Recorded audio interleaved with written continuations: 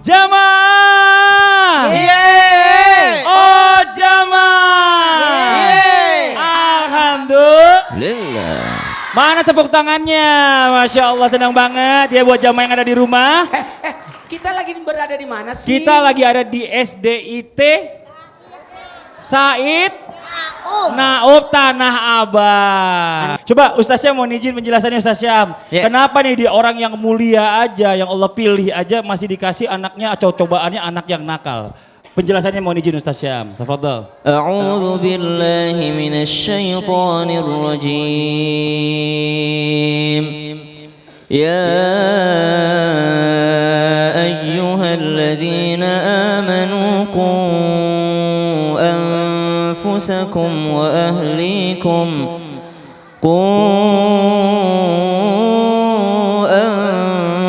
أنفسكم وأهليكم نارا وقودها الناس والحجارة عليها ملائكة غلاظ شداد لا يعصون الله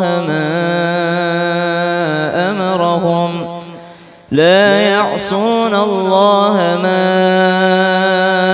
أمرهم ويفعلون ما يؤمرون اللهم ارحمنا بالقرآن. Jamaah, adik-adik, alhamdulillahnya kenapa Nabi kok anaknya ada yang bandel? Ternyata dalam Al-Quran innama amwalukum wa auladukum fitnah. Harta dan anak-anak termasuk ujian. Bahkan dalam Al-Quran innama amwalukum wa auladukum aduwwal lakum, musuh bagi kalian. Dan juga menjadi contoh ketika Nabi Nuh alaihi salam berada di atas bahteranya, ternyata salah seorang daripada anak-anak Nabi Nuh alaihi salam ada yang tidak ikut beriman kepada Allah Subhanahu wa taala. Lalu Nabi Nuh alaihi salam memohon kepada Allah sehingga dalam riwayat disebutkan 300 tahun Nabi Nuh menangis karena menangisi Kan'an yang tidak naik ke atas kapal sampai terbentuk sebuah danau telaga. Subhanallah, 300 tahun dia tangisi anaknya yang tidak ikut ke atas kapal. Tapi Allah apa katakan dalam Al-Quran? Qala ya Nuh, wahai Nuh, innahu laysa min ahlik, itu bukan keluargamu. Subhanallah. Jadi gampang sebenarnya kalau mau mutusin hubungan keluarga, ndak usah jadi soleh. Tapi kalau mau dianggap keluarga, jadilah soleh.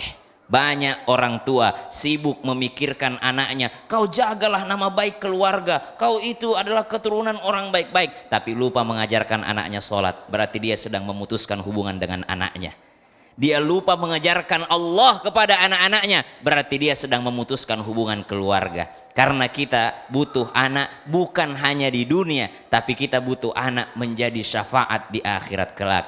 Maka kenapa nabi-nabi Allah Subhanahu wa taala juga diuji dengan anak-anaknya? Supaya menjadi contoh bagi kita. Bukankah 2/3 dalam Al-Quran adalah kisah-kisah tentang orang-orang terdahulu, kisah-kisah para nabi? Ternyata menjadi contoh. Ternyata bukan hanya kalian yang diuji dengan anak-anak kalian, tapi para nabi juga diuji dengan anak-anaknya. Ada yang selamat, ada yang menjadi penjelasan bagi Allah Subhanahu wa taala untuk kita semua bahwa ternyata yang disebut dengan anak itu adalah yang seiman dengan kalian. Yang tidak seiman dengan kalian itu hanyalah lahir dari rahim kalian tapi tidak menjadi anak kalian. Sesungguhnya anak itu adalah yang mengikuti orang tuanya menyembah Allah, mengikuti orang tuanya mengikuti sunnah baginda Nabi SAW, mengikuti orang tuanya dalam hal sholat 5 waktunya. Tapi ketika anak tersebut tidak mengikuti hal ini, maka dia hanyalah seseorang manusia yang lahir dari rahimnya tapi tidak menjadi keluarganya. Kita mah pengennya bukan hanya di dunia berkeluarga. Betul. Mas Fadli, pengennya berkeluarga sampai di Jannatul Firdaus. Amin, amin ya rabbal alamin. Gak enak juga kalau di surga sendirian. Iya, pengen kan kumpul sama keluarga, sama istri, paling sama anak-anak, sama itu. orang orang tua. Makasih banyak Ustaz Syam. Tepuk tangan dong buat Ustaz Syam. Masya Allah.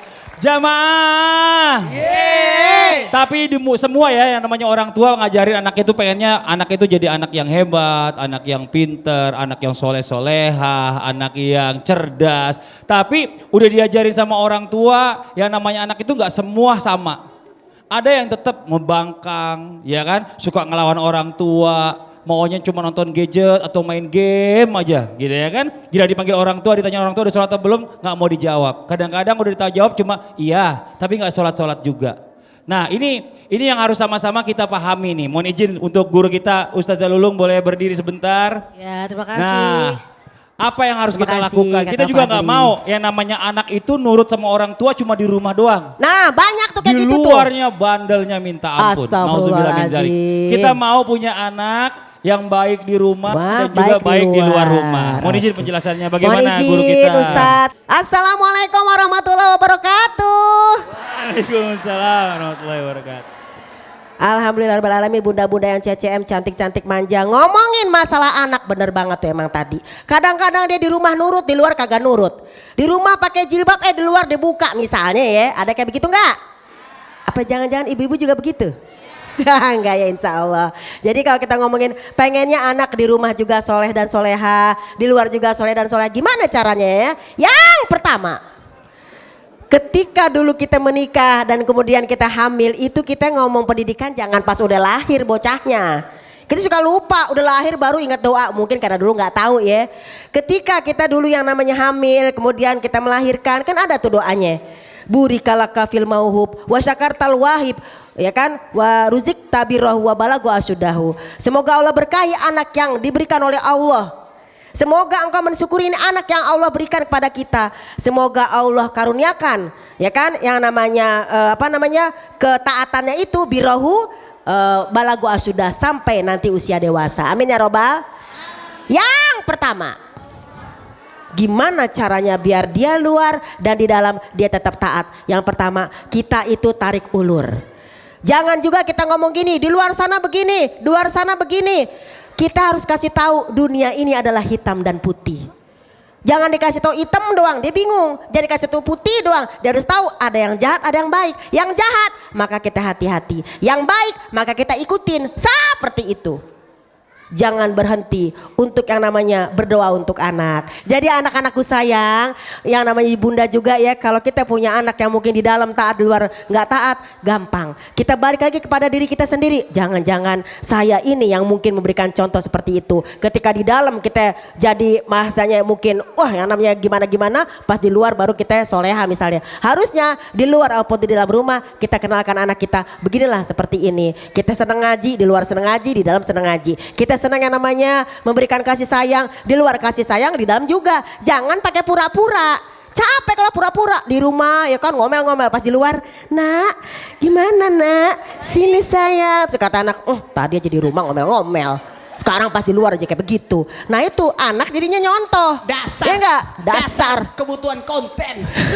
Seperti itu kan, di dalam gitu ya, yang namanya asli, kita lah seperti itu. Di luar kagak asli, maka berikan anak yang asli. Ketika kita marah, kita ngomong sama anak, mama marah karena begini. Ya sayangnya, mama marah karena sedih. Biar dia tahu perasaan kita, mengenal perasaan aku sedih, kamu sedih, ya kan? Karena kasih ibu tidak pernah ada yang bisa membalasnya. Amin ya robbal alamin. Semoga anak-anakku semua, ibunya, bapaknya, guru-gurunya, kita semua nih ya, menjadi orang tua yang hebat, orang tua yang sangat kuat, walaupun Amin. memang banyak ujian. Amin. Manusia kuat, siapa? Itu kita.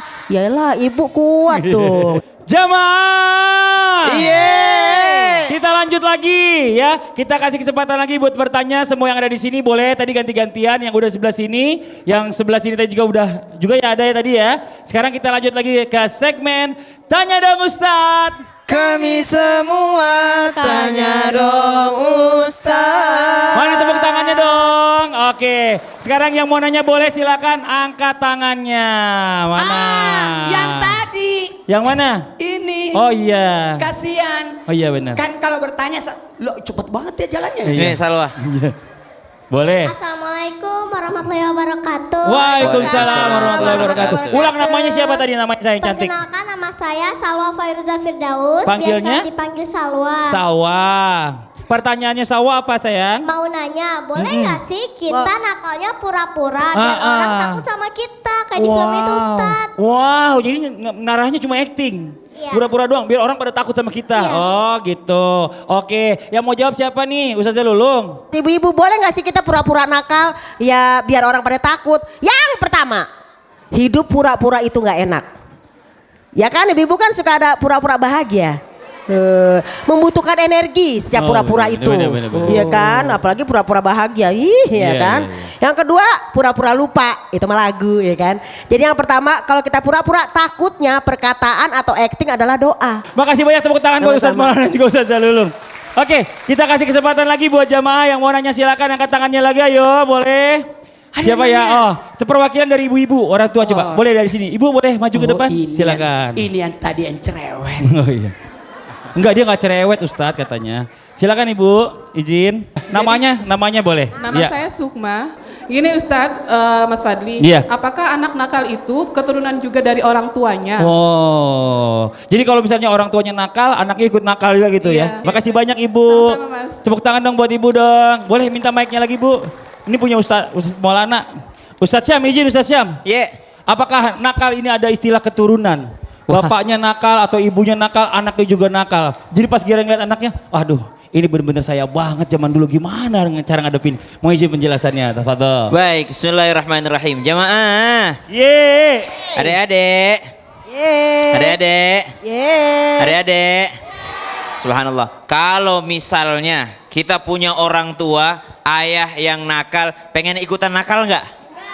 Pengen ikutan jadi nakal nggak? Misalnya ayahnya bandel preman, subhanallah, pengen ikutan jadi preman nggak? Enggak dong, subhanallah. Lalu kalau dikatakan adakah yang namanya nakal karena keturunan? Subhanallah, ternyata sahabat Nabi bernama Ikrimah bin Abi Jahal. Subhanallah. Abu Jahal itu orang yang sangat jahat kepada baginda Nabi. Namun ternyata anaknya menjadi seorang sahabat baginda Nabi Sallallahu Alaihi Wasallam. Ini membuktikan bahwasanya ternyata tidak ada yang namanya nakal keturunan. Bukankah Nabi Sallallahu Alaihi Wasallam bersabda dalam sebuah riwayat, kullu mauludi yuladu alal fitrah, setiap anak yang lahir itu lahir secara fitrah, orang tuanya lah yang mengarahkannya ke kanan ke kiri. Subhanallah. Maka tidak ada nakal karena keturunan, walaupun ada satu penelitian yang mengatakan ada karena gen, tapi penelitiannya bukan berdasarkan Quran dan hadis, hanya sebahagian orang yang melakukan penelitian tersebut, namun tidak terbukti secara fakta, hanya Masya teori Allah. saja. Makasih banyak Siap, Ustadz Syam. Tepuk tangan buat Ustadz Syam. Nah ini buat semua jamaah yang ada di sini dan juga jamaah yang ada di rumah, yang namanya manusia itu pasti pernah melakukan kesalahan ya. Begitupun juga dengan anak-anak, sama anak-anak juga semuanya kayak kita. Gak tahu awalnya, jadi salah. Nah bagaimana semuanya sekarang ini kita berdoa, bermuhasabah ya. Bermuhasabah diri ini paling bagus supaya kita menyadari apa sih yang sebenarnya menjadi kesalahan kita. Kita akan mendengarkan muhasabah Islam itu indah hari ini dari guru kita Ustadz Maulana. Tafadhol Ustadz. Semuanya dengarkan baik-baik. Tenang, tenang, tenang. Ku pulang dari sekolah, ku lihat di rumahku bendera kuning terpasang jelas. Ku masuk ke rumahku, semua pada menangis. Ku tanya ayah, siapa meninggal? Ayah menjawab, ibumu telah pergi. Aku menangis berlinang air mata. Siapa yang meninggal sayang? Ayah. Ayah sudah berpulang ke rahmatullah. Kelas berapa kamu ketika ayahmu meninggal? Kelas 2. Anak-anakku semuanya, camkan ini. Orang tua kita, ayah, ibu adalah manusia. Dan semua manusia akan berpulang ke rahmatullah. Panggil apa sama ayah? Ayah, bapak, abi, abah. Ayah. Ayah, Ayah. aku rindu ayah. Aku rindu ayah. Semuanya tundukkan kepalanya. Buka tangannya. Letakkan di dada tangannya. Bayangkan wajah ibu, wajah ayah.